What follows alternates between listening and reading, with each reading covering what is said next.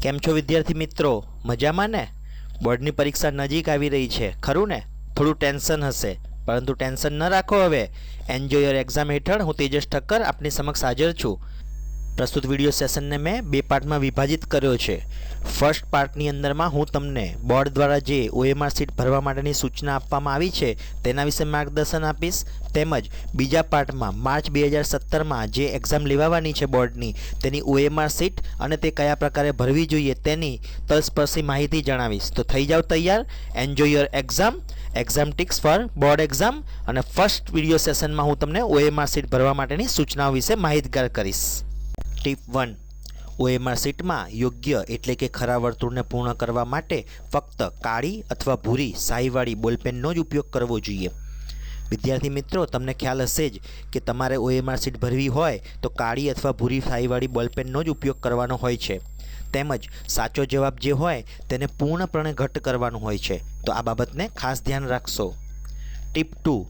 વર્તુળને સંપૂર્ણ રીતે ઘટ્ટ કરવું. આપને ખ્યાલ છે, જો તમે અધૂરું વર્તુળ ઘટ્ટ કરશો તો OMR મશીન જે છે એમાં આપનું જે જવાબ જે છે એ ચેક નહીં થાય. તો ખાસ ધ્યાન રાખશો, વર્તુળને સંપૂર્ણ રીતે ઘટ્ટ કરવાનું રહેશે. ટીપ 3. એક વખત વર્તુળને પૂર્ણ ઘટ્ટ કર્યા બાદ જવાબમાં ફેરફાર કરવો નહીં.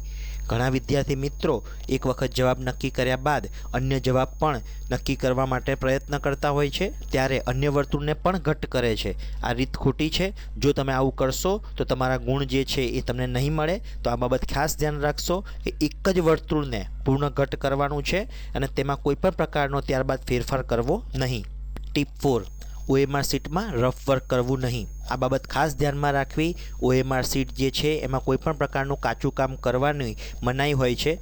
આ માટે તમને આપવામાં આવેલ પ્રશ્નપત્રમાં કોરી જગ્યા હોય છે, તેમાં આપ રફ વર્ક કરી શકો છો. OMR સીટનો આ માટે ક્યારે પણ ઉપયોગ કરવો જોઈએ નહીં. ટીપ 5. OMR સીટ પર કોઈ પણ પ્રકારનો ડાઘ કે કરચલી ન પડે તે ખાસ ધ્યાનમાં રાખવું.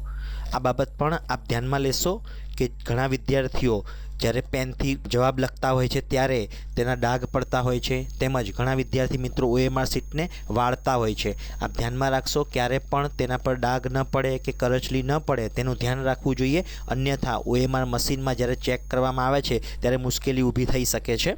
ટીપ 6. જે તે પ્રશ્નના અનુસંધાને નિયત વર્તુળને જ પૂર્ણ ઘટ્ટ કરવા જોઈએ. આ પણ એક મહત્ત્વનો મુદ્દો છે. જે પણ તમારો જવાબ તમે નક્કી કર્યો હોય તેને પૂર્ણ ઘટ્ટ કરવા માટે તે નિયત જે જવાબ છે કે કેમ તે ખાસ આપણે ધ્યાનમાં રાખવું જોઈએ. જો તમે અન્ય વર્તુળની અંદરમાં ઘટ્ટ કરશો અને ત્યારબાદ સાચા જવાબને પણ ઘટ્ટ કરવા જશો તો આ પદ્ધતિ યોગ્ય નથી. તો જે તે પ્રશ્નનું જે અનુસંધાને જે નિયત વર્તુળ હોય એટલે કે સાચો જવાબ હોય તેને જ તમારે પૂર્ણ ઘટ્ટ કરવાનું રહેશે. ટીપ 7. પ્રશ્નપત્રના સેટ ક્રમાંકમાં ખોટા વર્તુળને ઘટ્ટ ન થઈ જાય તેનું ખાસ ધ્યાન રાખવું જોઈએ. આ ખૂબ મહત્ત્વનો મુદ્દો છે. ઘણા વિદ્યાર્થીઓ જો પ્રશ્નપત્રના સેટ ક્રમાંક લખવામાં ભૂલ કરશે તો તેમનું મૂલ્યાંકન ખોટી આન્સર કી સાથે થશે. તો આ મુદ્દાને ધ્યાનમાં લેશો અને ખોટા વર્તુળ પર ઘટ્ટ ન થઈ જાય તેનું ખાસ ધ્યાન રાખવું જોઈએ. ટીપ 8. જો ખોટો પ્રશ્નપત્ર સેટ ક્રમાંક ઘટ્ટ થઈ જશે તો તમામ પ્રશ્નોનું ખોટું મૂલ્યાંકન થશે. આ બાબત ખાસ ધ્યાનમાં રાખવા જેવી છે. જો તમે ખોટો પ્રશ્નપત્ર સેટ ક્રમાંક ઘટ્ટ કરશો તો OMR મશીનમાં જે મૂલ્યાંકન કરવામાં આવશે તે તમામ ખોટું થશે અને તમારા ગુણ જે તમને મળવા જોઈએ તે નહીં મળી શકે. તો આ બાબતને ખાસ ધ્યાનમાં રહેશો. આપને બોર્ડની પરીક્ષામાં આ પ્રમાણેનું પ્રશ્નપત્ર આપવામાં આવશે. આપ જોઈ શકો છો અહીં ઉપરના ભાગમાં પ્રશ્નપત્રનો સેટ ક્રમાંક અહીં દર્શાવેલો છે. આપ જોઈ શકો છો અહીંયા 12 નંબરનો પ્રશ્નપત્રનો સેટ ક્રમાંક છે જે સામાન્ય રીતે 1 થી લઈને 15 સુધીનો હોય છે.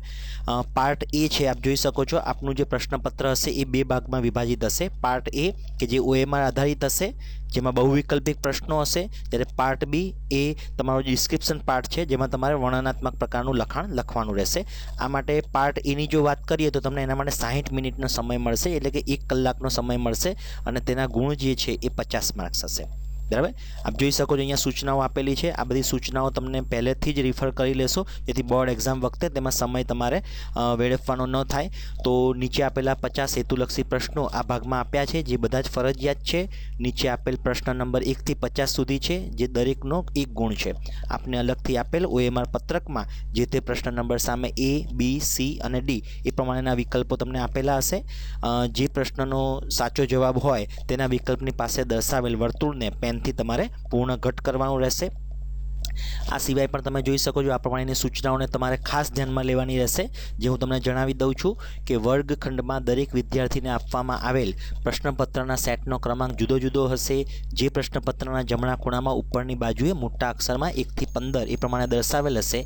વિદ્યાર્થીની OMR શીટમાં આ નંબરની આન્સર કીથી જ મશીન દ્વારા તપાસવામાં આવશે।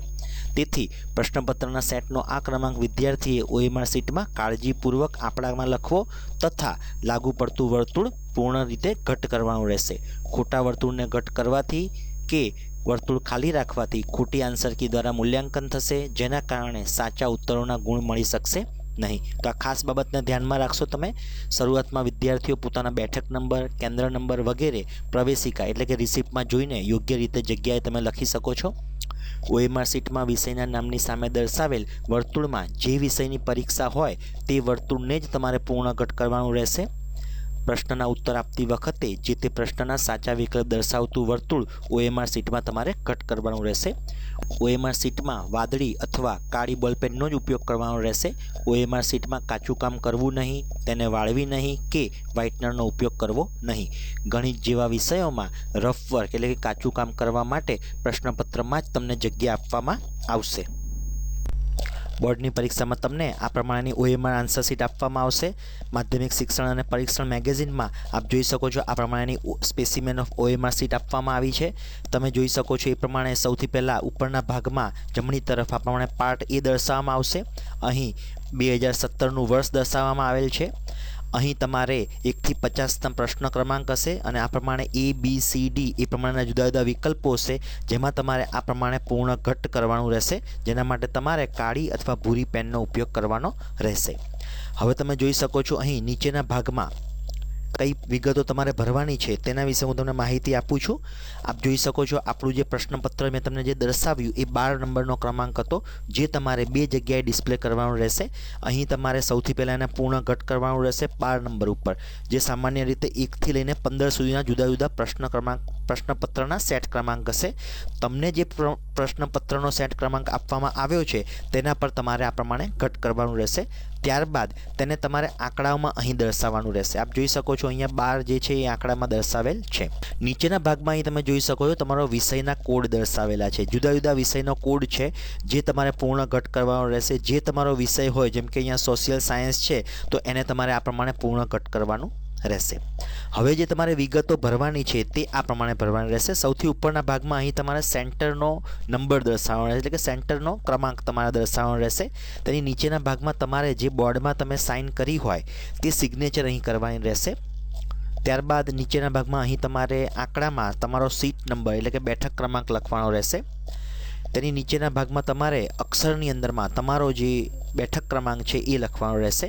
અને સૌથી નીચેના ભાગમાં જે તમારા વર્ગ સુપરવાઇઝર જે છે, બ્લોક સુપરવાઇઝર જે છે એ સિગ્નેચર અહીં કરશે પોતાની। તમે આ જે ભાગ જોઈ રહ્યા છો એ બારકોડ સ્ટીકરનો છે। અહીં જે બારકોડ સ્ટીકર તમને આપવામાં આવશે તે અહીં લગાવવામાં આવશે, જેમાં તમને વિવિધ પ્રકારની માહિતી જોવા મળશે। તેમાં જવાબ વહી નંબર એટલે કે આન્સર શીટનો નંબર, ત્યારબાદ બેઠક નંબર, વિષય, એનો કોડ, કેન્દ્ર ક્રમાંક અને આ પ્રમાણે માર્ચ 2017નો બારકોડ આ પ્રમાણેનું જોવા મળશે।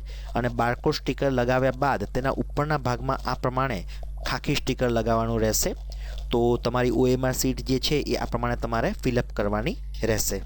OMR શીટની પાછળના ભાગમાં OMR શીટ ભરવા માટેની સૂચનાઓ આપવામાં આવેલી હશે, જેનો અભ્યાસ તમે અત્યારે જ કરી લો, જેથી બોર્ડની પરીક્ષા વખતે તમારો સમય જે છે એ ન બગડે। સૂચનાઓની વાત કરીએ તો સૌથી પહેલી સૂચના તમે જોઈ શકો છો એ પ્રમાણે યોગ્ય એટલે કે ખરા વર્તુળને પૂર્ણ કરવા માટે ફક્ત કાળી અથવા ભૂરી શાહીવાળી બોલપેનનો જ ઉપયોગ કરવો। અહીં તમારે પેન્સિલનો ઉપયોગ કરવાનો એલાઉડ નથી। વર્તુળને સંપૂર્ણ રીતે ઘટ કરવાનું રહેશે। એક વખત વર્તુળને ઘટ કર્યા બાદ જવાબમાં ફેરફાર કરી શકાશે નહીં। OMR પત્રક ઉપર એટલે કે આન્સર શીટ ઉપર રફ વર્ક એટલે કે કાચું કામ કરવું નહીં। OMR પત્રક પર કોઈ પણ પ્રકારનો ડાઘ કે કરચલી ન પડે તેનું તમારે ધ્યાન રાખવાનું રહેશે। જે તે પ્રશ્નના અનુસંધાને નિયત વર્તુળને જ તમારે પૂર્ણ ઘટ કરવાનું રહેશે।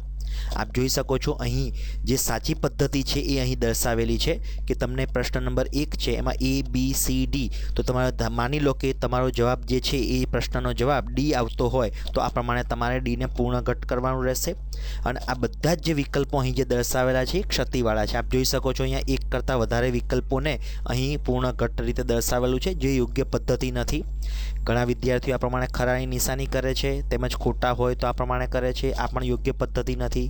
આપ જોઈ શકો છો અહીંયા બે વિકલ્પને આ પ્રમાણે જવાબ દર્શાવેલા છે જે પણ યોગ્ય પદ્ધતિ નથી. અહીં તમને જોવો છો પૂર્ણ ઘટ કરેલું નથી. તમારે આખા વર્તુળને પૂર્ણ ઘટ કરવાનું રહેશે. ઘણા વિદ્યાર્થીઓ આ પ્રમાણે ઓછું વર્તુળ જે છે એની અંદરમાં ઘટ કરેલું હોય છે જે એલાઉડ બોર્ડની એક્ઝામમાં નથી. નીચેના ભાગમાં તમે જોઈ શકો છો એ પ્રમાણે તમારું જે પ્રશ્નપત્રનો સેટ ક્રમાંક છે એ સાચું આ પ્રમાણે તમારે ભરવાનું રહેશે. જેમ કે 12 નંબરનો પ્રશ્ન ક્રમાંક છે તમારો પ્રશ્નપત્રનો સેટ ક્રમાંક તો આ પ્રમાણે તમારે ભરવાનું રહેશે. ઘણા વિદ્યાર્થીઓ આ પ્રમાણે એક કરતાં વધારે વર્તુળને ઘટ કરતા હોય છે જે સાચી પદ્ધતિ નથી. જો તમે આવું કરશો તો તમારું જે મૂલ્યાંકન આન્સર શીટનું જે થશે એ ખોટી આન્સર કી સાથે થશે અને તમારો જે ગુણ મળવા જોઈએ તે નહીં મેળવી શકાય. તમે નીચેના ભાગમાં તમે જોઈ શકો છો આ પ્રમાણે પણ એલાઉડ નથી. ઘણા વિદ્યાર્થીઓ ખરાની નિશાની અને ખોટાની નિશાની કરે છે જે યોગ્ય નથી. એક કરતાં વધારે વર્તુળ આ પ્રમાણે અહીંયા આગળ જે ઘટ કરેલા છે એ પણ એલાઉડ નથી. અપૂર્ણ ઘટ કરેલું જે છે એ પણ આ પ્રમાણે એલાઉડ નથી. તો આ બાબતમાં ખાસ તમે 8 નંબરનો જે મુદ્દો છે તે ધ્યાનમાં લેશો. પ્રશ્નપત્રનો સેટ ક્રમાંક જે છે એ તમારે યોગ્ય પદ્ધતિથી જ પૂર્ણ ઘટ કરવાનો રહેશે. એની નીચેના ભાગમાં તમે જોઈ શકો છો વિષયનો જે કોડ જે છે એ તમારે કયા પ્રકારે ઘટ કરવો.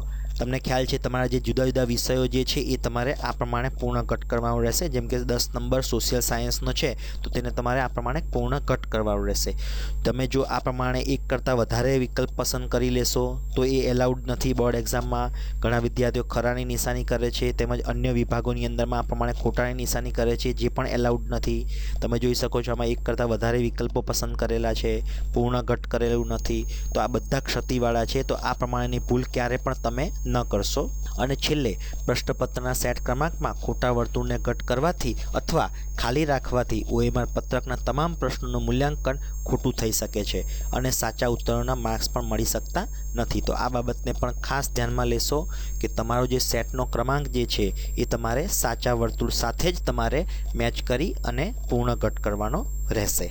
વિદ્યાર્થી મિત્રો, બોર્ડની પરીક્ષા માટે હું તેજસ ઠક્કર તમને ખૂબ ખૂબ શુભેચ્છાઓ પાઠવું છું. Best of luck for your exams. જો તમે અમારી યુટ્યુબ ચેનલને હજી પણ સબસ્ક્રાઈબ ન કરી હોય તો જલ્દીથી સબસ્ક્રાઈબ કરાવી લો જેથી પરીક્ષાને લગતા આ પ્રકારના વિડીયોઝ તમને અવિરતપણે મળતા રહે. ધન્યવાદ.